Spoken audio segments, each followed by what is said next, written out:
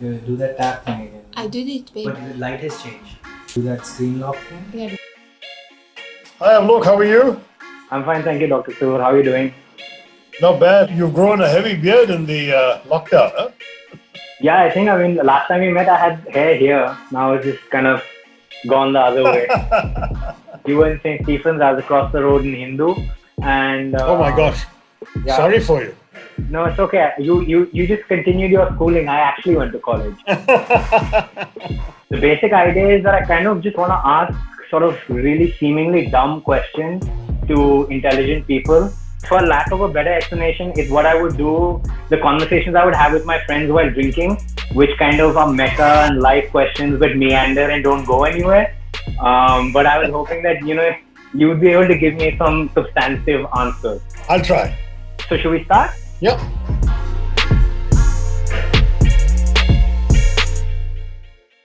The topic that I specifically want to discuss with you is the social contract. And do we need to renegotiate our social contract? I mean, I know no one has really signed a social contract and it's theory, but the logic being that I give up my freedom and my independence to a strong man, quite literally a strong man in the current government, but given up to a Leviathan, a strong man who then has my and everyone's best interest in mind. But what the pandemic has highlighted is that the political leadership is not really acting in the interest of the larger community. They're not really focused on building social welfare systems. And in fact, if you belong to a certain financial bubble in India, you're actively opting out of the government. I mean, you pay for private healthcare, you go to a private hospital, you buy your own health insurance, you send your kids to a private school, you don't go to a government school, you buy your own houses, you even pay for security. I mean, the colony that we live in, we are paying for a security guard and we're looking after our own protection. So what exactly is the state doing, and how do we fix this relationship between the state and the citizen? I think these are very, very interesting and valid points, Avalok.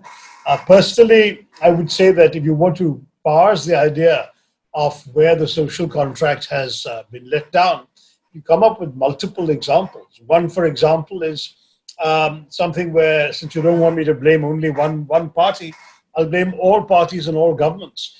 Would be something as simple as the allocation of resources for public health. We currently are spending 1.28% of GDP on the health of our own people, of our own society.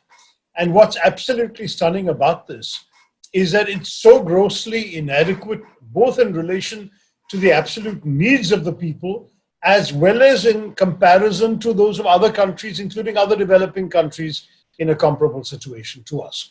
So why are we spending so little? Partially, ironically, you can blame our democracy. Public health has never been an issue in an election. 3 or 4 years ago, I chaired a roundtable discussion where I called in politicians and said, listen, tell me, to what extent has public health affected your re-election? Has it ever been an election campaign issue for you? Has it been an issue that public raised when you go back to your constituencies? And for nobody around the table, and it was very illustrative of what's happening generally across the country, because it's also my experience as an elected MP, for nobody was it a salient issue. Nobody felt they were going to win or lose an election because of public health, or for that matter, even because of the environment. And I ended up feeling quite shocked about this and said, what would it take for us to change this and be able to give a greater political, budgetary, economic priority to public health? Well, if we don't do it after COVID, we never will, because this has been such a major wake-up call and a realization of how poor our public health infrastructure is, how inadequate it is for a major calamity. Many of our bigger cities have had to set up hospital beds in stadia, in public facilities, in clubs and hotels. So suddenly we're realizing we are not where we should be for a population our size and with the needs we have. So that's issue number one that I believe is rather important and is an indication of the social contract failing, because, as you said rightly, every citizen entrusts his or her taxes, freedom, and loyalty to a state structure that in turn is supposed to deliver public goods. Where is the public good called public health being delivered adequately? A second example is what happened to the migrant workers. Governance often takes place in a bubble detached from the people who are being governed. So when the government announced the lockdown, it gave no thought as to what would happen to those who needed to get elsewhere to get home if all planes and trains and other means of transport, interstate buses, etc., were going to be shut down at 4 hours' notice. If the states had thought for even 2 hours of discussion amongst themselves, they would have realized that when you're shutting down an entire economy and society for weeks, the initial plan was for 21 days, it's now been 4 months, you obviously need to allow a lot of people to either make durable arrangements or to return to where the durable arrangements are. This planning was not done, and the result, as you've seen, is a horrendous human tragedy of millions of people trudging back, often in barefoot or chappals on hot tarmac highways, heading back to their villages, and many being seriously affected and about 200 dying on the way. And it's a reflection of inattention, lack of thought, and fundamentally indifference to the implications of your decisions for those who are most affected by them. But why do you think that exists? Because I mean, one would imagine if you look at like voting pattern and behavior, that your migrant worker or those people who belong to a certain socioeconomic background vote in a larger percentage than your upper half of the population. And even if you're just focusing on electoral gain, you would secure your vote bank. Well, on the question of the migrant workers, I think it's quite simple. Migrant workers are the one segment of the poor who don't vote because their vote is registered in their home villages, and most of them are working far away, sometimes 1,000 kilometers away, and they would not spend the money to go back just to vote. So, in fact, that is an interesting contradiction, but it is a factor. But I don't think it's even as calculated or cynical as that. I just think that the authorities just didn't think about it, Avlo. The peculiar thing about this was that just the previous weekend, the Prime Minister had given 48 hours notice to the public to have a lockdown on a Sunday, where on that Sunday we had a Janata curfew, not really a lockdown, but the same idea. And you had 48 hours notice in order to do that. So suddenly, 48 hours notice for 24 hours curfew, and then less than 4 hours notice by the time the Prime Minister finished speaking for a 21-day curfew. It made no sense at all. So since you mentioned healthcare, I mean, I wanted to come to it later, but what I want to talk about is the state that you represent, Kerala. And quite in contrast to the rest of the country, the pandemic has put a positive spotlight on your state. And now everyone is talking about the Kerala model and how can we replicate it. But what I've come to understand is that the Kerala model is based on a fairly strong civil society. And that civil society is able to articulate its demands well and act as a pressure group on the government. So how do you create that culture of democracy? And is that something that can be replicated in the rest of India? Well, Kerala is such an outlier and such an exception in so many ways that I'm hesitant to generalize from that model. You see it in the most trivial things. I remember visiting my former party colleague Jyotiraditya Scindia at his invitation in his constituency. And when I saw the somewhat lordly manner in which he was treating his constituents, tossing the garlands they gave him out onto the street, and the kind of bowing and scraping that took place, I said to him almost with a smile, don't come to Kerala, you'll be deeply disappointed, because in Kerala, the public believes you're working for them. They don't come to you with folded hand asking for favors. They come to you to tell you what they want and expect you to fulfill it and judge you if you don't fulfill it. It's a totally different world when I compare it to the rest of Indian politics.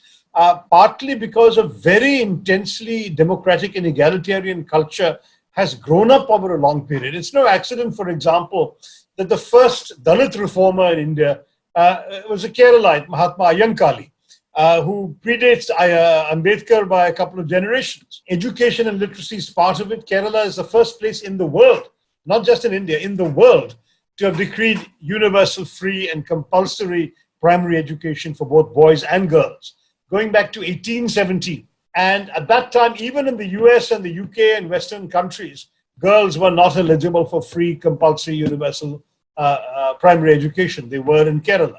So you've got this kind of a tradition going back way before the recent period of democratic rule. And that's why democracy is so deeply entrenched. That's why Kerala workers have their perhaps an exaggerated sense, if you like, of their rights, but certainly as a result, the best minimum wage in India, the most advanced panoply of workers' rights in India. You've got a very strongly vigorous civil society and democracy. In Kerala, there are something like 13 24/7 channels. There's one that's pro-Commi, there's one that's pro-BJP, there's one that's pro-Congress, and the rest are completely free, robustly independent, and curry no fear or favor with any of these parties and will attack them all. So you've really got a tremendously vigorous democratic environment. And that's what I find particularly difficult to replicate. I won't say it's not replicable. It should be replicable in states with a good education, because literacy is a major factor. So Goa, Delhi, Chandigarh, etc. should all be able to implement similar approaches. But it requires also will at the top. It requires people in positions of power to actually come back to the people and offer them transparency, the accountability, the respect, and so on, that in Kerala we are able to take for granted. Do you think that will exist? And if not, why doesn't it? I think part of the problem is that the culture of many parts of India is still a little behind where Kerala's is, in terms very simply of what is wrongly, I think, called feudal patterns of society. I think that's not really feudal in the old sense, but there is an exaggerated deference to hierarchy. The caste system, particularly in rural parts of many parts of the country, is still very deeply entrenched. Tradition of deference to seniority, to rank, to age, to caste, etc., brings with it a certain willingness to be dictated to, and a certain expectation from the people at the top of the ladder that they can give orders down below and it will be followed. So the kind of egalitarianism that is rampant in Kerala has to be instilled, and that takes time. As I said, even in Kerala, it's a product of, say, a couple of 100 years. Why was Kerala soil more fertile for this than other places in India?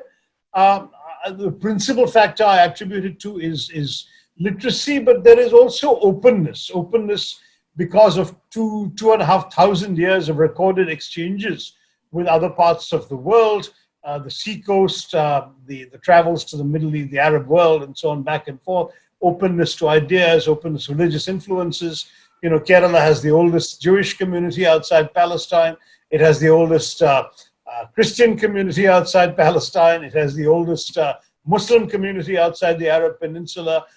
Because all these people came to Kerala, the friendly waters of the Arabian Sea and the friendly maritime winds brought them there centuries before Christ. And so you've had this constant pattern of engagement and openness and acceptance of difference and acceptance of different ways of doing things, all of which have created an extraordinarily cosmopolitan society. And all of these things explain why Keralites, for example, are always at the forefront of migrant labor. We all know about the Keralites in the Gulf, but well before the Gulf boom, Keralites were in every major city in India, as everything from stenotypists to clerks to executives. They are disproportionate in terms of percentage of population. They're disproportionately represented in the All India services, the civil services, the army, the paramilitary forces, everything. Kerala just get out and do things. I mean, it's just part of it's in the blood, as it were. I think we're running short on time. So the last thing I want to ask you, my mistrust of electoral politics comes from my experience in university. You were in St. Stephen's, I was across the road in Hindu. And oh my gosh, yeah. Sorry for you. No, it's okay. You just continued your schooling. I actually went to college. We had a parliament with the prime minister, and we had elections, and it was a shock. It was a shock for me because the entire politics of the college and the university was based on community lines, and it was about winning the election so you got access to money. It wasn't about anything else. And a lot of the people who I worked with at that point in time are now part of your party as well as the BJP.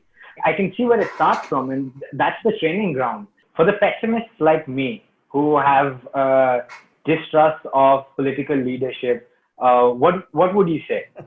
The old cliche, you get the leadership you deserve. Part of the problem is a lot of the educated community in India stays away, right? I mean, the whole attitude, they say, this is not for us.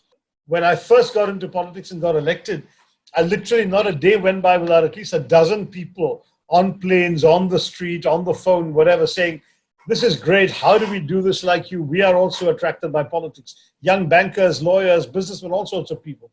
And then after my troubles started within a few months of my coming into politics, that died out very quickly. Everyone said, if this is what we've got to go through, what's happening to this guy, with him being attacked every single day, if we have to do this to get into politics, let's stay out of politics. So that should change.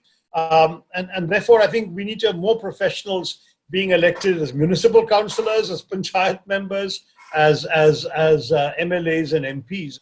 If you guys think negatively of your politicians, then you haven't stirred yourself enough to do anything about it. If you say, oh, I'm one person, what does my view count? How does it going to change anything?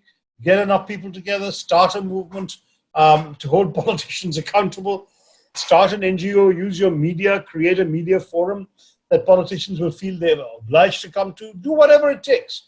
But put politicians on their toes by your efforts, because if you're not going to be bothered to do that, if you just say, look, I know I'm going to get a crook or a criminal or an unprincipled fellow or whoever, why bother? Then you get the leadership you deserve. And ultimately, that's true in every democracy. People have to care. They have to demand their rights, and the system has to respond to them. But most democratic systems are set up to respond. After all, in our country, elections are won and lost. Parties do gain and lose power. And they lose power precisely because people say, these guys haven't done enough, or we haven't liked what they've done. Let's try the other guys. And that ultimately is the best check that democracy offers on non-performing politicians. All right. Thank you so much, Dr. Sirur. Okay, thanks very much. And best to the family. All the best wishes to Mayanti. Thank you so much, Dr. Sirur. Bye. If you like this video, please like, share and subscribe to Scoop Up Unscripted. और हमें ज़रूर बताइए comment section में कि हमें किसे बुलाना चाहिए और किस मुद्दे पे बात करनी चाहिए.